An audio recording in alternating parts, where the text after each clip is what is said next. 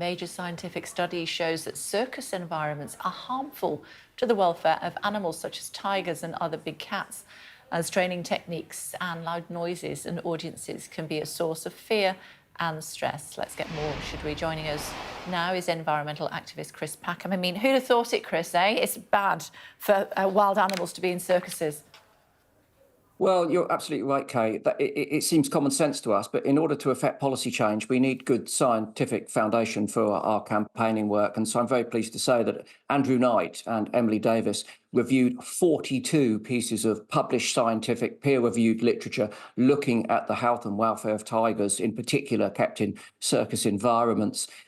They looked at several things. They looked at their nutrition, their environment, behavioural interactions, their health and their mental health too. And they found that all of these were unsurprisingly compromised by the small enclosures, the constant travelling, the inaccessibility of proper food, as you've mentioned, the exposure to loud noises and crowds, exposure to other animals too. And this was very clearly, as a result of their investigation, not an environment where we should continue to keep tigers. Now, obviously in the UK, this has been phased out, but I'm very sad to say that across Europe, we still see a large number of big cats being kept in circuses, and it's a serious issue. Yeah, it most certainly is. What happened to affect change in the UK?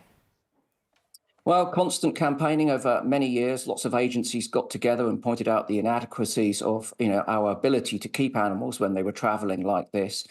They're significantly compromised. So, when you think that a tiger, for instance, in the course of its day in the wild would roam over 50 square kilometres, and its exercise area when it's in a travelling circus is a few square metres, it was never going to work. And, Wales jumped first, and then we had changes in Scotland, Northern Ireland, England the last to move, but we're not going to see wild animals in travelling circuses in the UK. But as I say, unfortunately, in Germany and France, in Spain, these are still very common.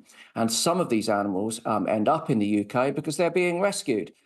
We see that they have been declawed. The mutilation of circus animals is also frequent. They cut their claws off to make it safer, of course, when they're handling them. They saw their teeth off, and this instigates long-term health difficulties.